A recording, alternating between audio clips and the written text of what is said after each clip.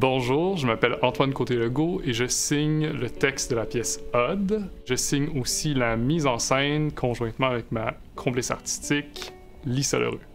Au début de la pièce Odd, il y a une rumeur qui court que la Lune s'est décrochée de son orbite, qu'elle fonce droit vers la Terre, qu'elle va frapper la Terre dans 24 heures, ce qui veut dire que dans 24 heures, c'est la fin des fins. Pour contrer ça, il y a une meute d'amis qui décide de se rassembler pour organiser une fête de la fin, dans le but d'essayer de court-circuiter ce qui est inévitable. Dans tout le processus pour amener la mise en scène du spectacle, une des choses qui était super importante pour nous, c'était d'essayer de maximiser l'expérience du public, donc de veiller à l'intégration du public au sein de l'événement théâtral, sans que ce soit trop imposant non plus pour le public. La gang d'amis qui participent au party,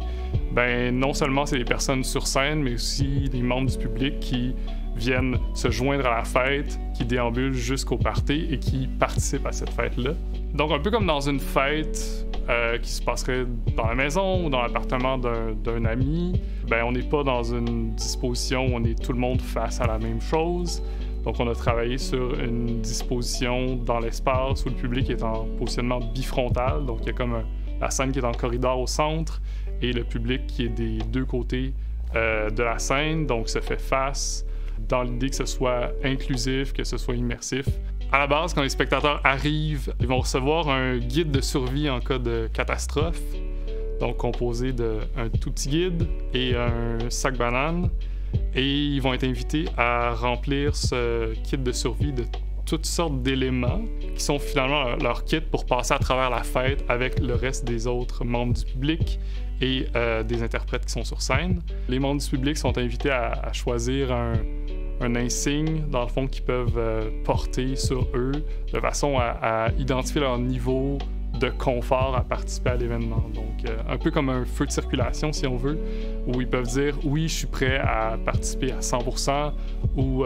« je suis prêt à participer, mais pas trop activement » ou encore « j'ai juste envie d'être témoin, qu'on me laisse dans ma bulle, d'être un spectateur plus témoin, passif, si on veut ». Oui, c'est une pièce qui parle d'une fin du monde, d'une possible fin du monde, mais il reste que c'est une façon de parler du pouvoir de la solidarité, du pouvoir de la fête, d'être ensemble et d'essayer de refuser le repli individualiste quand on fait face à la menace. Donc oui, ça parle de fin du monde, mais c'est aussi, la fin du monde est aussi une façon